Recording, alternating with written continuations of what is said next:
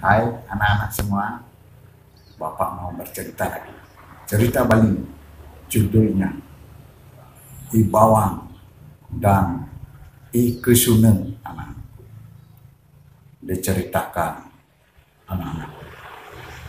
Ada sepasang suami istri yang mempunyai dua orang anak putri anak-anak. Yang satu bernama I Bawang, yang satunya lagi bernama I Kesuna anak-anak. Dua orang bersaudari ini anak-anakku, dua orang kakak beradik ini. Kelakuannya sangatlah berbeda anak-anakku. Yang satu I Bawang, kakaknya itu sendiri, wataknya, tabiatnya serta kelakuannya sangatlah baik. I Bawang ini seorang anak yang rajin belajar, rajin bekerja anak-anakku, dan I Bawang ini tidak suka memfitnah anak-anakku. Ia pun tidak suka berkata bohong anak-anakku. Suaranya halus anak-anakku. I Bawang ini kalau berkata-kata, dia kata-katanya selalu halus. Sebaliknya anak-anakku, adiknya I Bawang ini yang bernama I Kesuna anak-anak, tabiat, watak dan kelakuannya sangatlah tidak baik anak-anakku. I Kesuna ini adalah suka berbohong, malas, dan suka memfitnah anak-anak. Suatu ketika anak-anak, I Bawang ini pergi ke sungai untuk mencuci segala pakaiannya. Kemudian I Bawang pun pergi ke sungai anak-anakku untuk mencuci segala pakaian, termasuk pakaian orang tuanya dan pakaian adiknya sendiri anak-anakku yang bernama I Kesuna ini. Semua I Bawanglah yang mencuci ke sungai anak-anakku. I Bawang ini adalah seorang anak yang rajin anak-anakku. Kemudian karena cuciannya banyak, tentu saja I Bawang ini lama di sungai anak-anakku. Kemudian di rumahnya I Kesuna yang bersama dengan orang tuanya anak-anakku.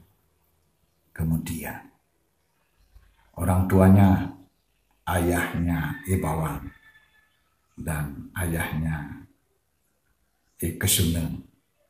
Ayahnya Bawang dan I Kesuna ini anak-anakku berkata kepada I Kesuna yang pada waktu itu ada di rumah anak-anakku.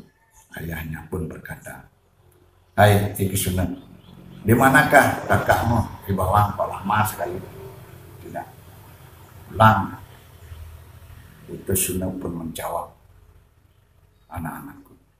I Kesuna pun, adiknya I Bawang ini berkata, "Hai bapak, hai ayah, I Bawang itu lama dia di sungai, bukannya yang mencuci atau bagaimana.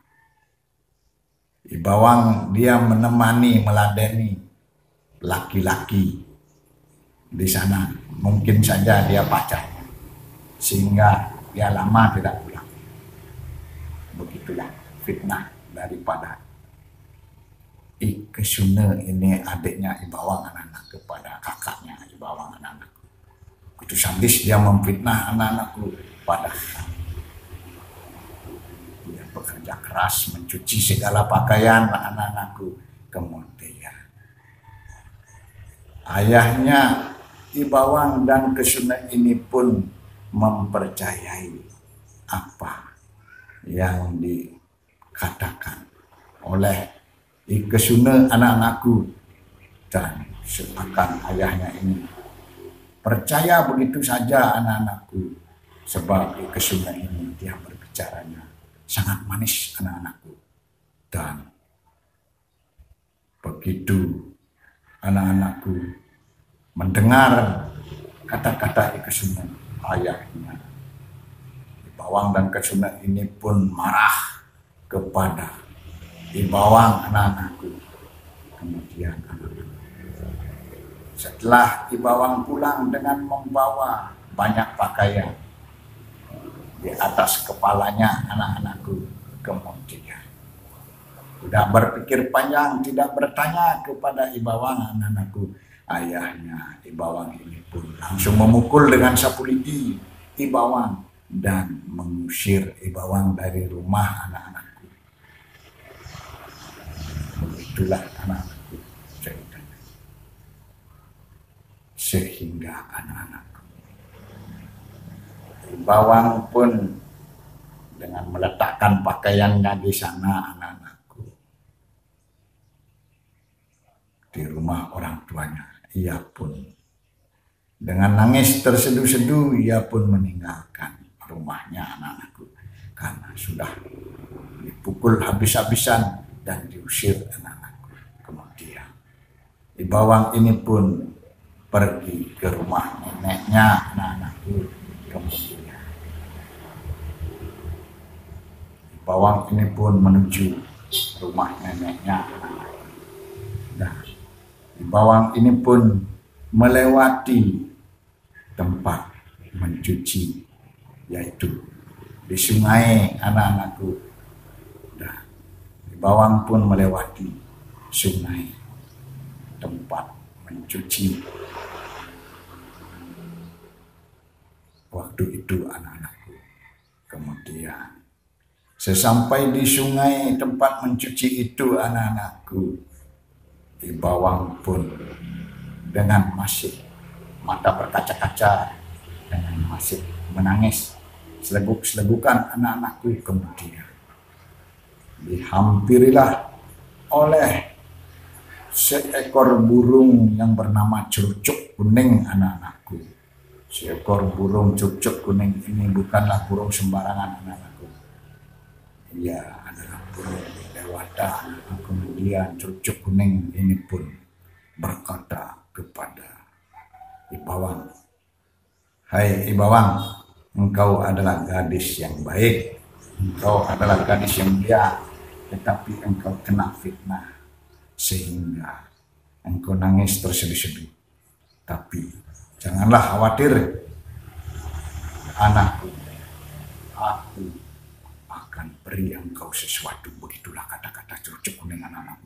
Kemudian begitu mendengar cucuk kuning, seekor burung bisa berbicara, Ibawang pun terhentak, anak-anakku. Hentak mendengar cucuk kuning yang bisa berbicara, anak-anakku. Kemudian Ibawang pun mengusap-usap matanya, anak-anakku. Kemudian cucuk kuning ini pun berbicara dan berkata lagi, anak-anakku, "Hai Ibawang, tengadahkanlah tanganmu, kedua tanganmu, tengadahkanlah kedua tangan. Anak yang baik, gadis yang baik, yang rajin, aku akan beri sesuatu kepada Anda." Begitulah kata cucuk kuning, anak-anakku. Kemudian Ibawang pun tidak berpikir panjang, anak-anakku. Dia pun menengadahkan tangannya seperti ini, anak-anakku. Kemudian cucuk kuning menjatuhkan emas permata di tangannya Ibawang, anak-anakku. Kemudian cucuk kuning pun berkata, "Hai Ibawang, itulah pemberianku emas permata sebagai imbalan gadis yang rajin dan tidak suka memfitnah. Sekarang kamu pergilah ke rumah nenekmu." Itulah perkataannya. Cucuk kuning, anak-anakku. Kemudian Ibawang pun berkata, "Terima kasih cucuk kuning." Dan ia pun pergi meninggalkan cucuk kuning dan pergi ke rumah neneknya, anak-anakku. Tentu saja sesampai di rumah neneknya ini pun, sebab Ibawang adalah cucunya, anak-anakku, dan Ibawang pun diterima seperti anaknya sendiri, anak-anakku. Kemudian Ibawang pun tinggal di rumah neneknya dengan berlimpah emas permata. Ya, hidup berkecukupan anak-anakku, boleh dibilang kaya anak-anakku kemudian. Didengarlah hal ini oleh Ikesuna anak-anakku, bahwa Ibawang tinggal di rumah neneknya. Dan di tangannya penuh dengan gelang, cincin, dan serta di lehernya penuh dengan kalung anak-anakku. Kemudian Ikesuna pun punya ide untuk bisa menyamai jejaknya Ibawang anak-anakku. Ikesuna pun menyuruh ayahnya untuk memukul dirinya dengan sapu lidi anak-anakku. Ia pun buat sandiwara anak-anakku. Kemudian ayahnya pun mengikuti apa yang dikatakan Ikesuna anak-anakku. Ikesuna pun pura-pura dipukul habis-habisan dengan sapu lidi anak-anakku oleh ayahnya kemudian. Ikesuna pun nangis terseduh-seduh dan pergi ke sungai tempat Ibawang mencuci pakaian anak-anakku. Sesampai di sungai itu anak-anakku disambutlah oleh seekor burung yang bernama cucuk kuning ini anak-anakku. Dan cucuk kuning ini pun berbicara anak-anakku, "Hai Ikesuna ini sudah membawa tas anak-anakku. Dia berharap dapat emas permata seperti Ibawang anak-anakku." Kemudian cucuk kuning pun berkata, "Hai Ikesuna, tengadahkan tasmu, aku akan kasih engkau emas permata." Begitulah kata-katanya cucuk kuning anak-anakku. Setelah Ikesuna menengadahkan tasnya dan menyodorkan tasnya anak-anakku, kemudian cucuk kuning pun menjatuhkan segala binatang berbisa ke tasnya Ikesuna anak-anakku, seperti kalajengking, lipan anak-anakku, kemudian semut merah anak-anakku, dan binatang berbisa lainnya anak-anakku semuanya, termasuk ular anak-anakku kecil. Sangatlah menyejukkan anak-anakku dan sangat menakutkan. Tetapi disangkanya oleh Ikesuna bahwa cucuk kuning sudah menjatuhkan emas permata anak-anakku. Kemudian Ikesuna pun bergegas meninggalkan cucuk kuning. Tidak berterima kasih anak-anakku. Ia pun meninggalkan cucuk kuning dan membawa tas itu pulang anak-anakku dengan wajah yang berseri-seri sesampai di rumahnya. Dibukalah tas itu anak-anakku, kemudian anak-anakku, binatang berbisa seperti kalajengking, lipan, dan ular ini semua menggigit Ikesuna anak-anakku, sehingga Ikesuna pun jatuh sakit anak-anakku dan sampai meninggal anak-anakku. Makanya anak-anakku tidak, sebagai anak, tidak boleh memfitnah anak-anakku. Fitnah itu lebih kejam dari pembunuhan. Dan akhirnya Ikesuna pun meninggal karena perbuatan dan kelakuan kejinya terhadap kakaknya Ibawang anak-anakku. Begitu dulu anak-anakku, sampai jumpa lagi.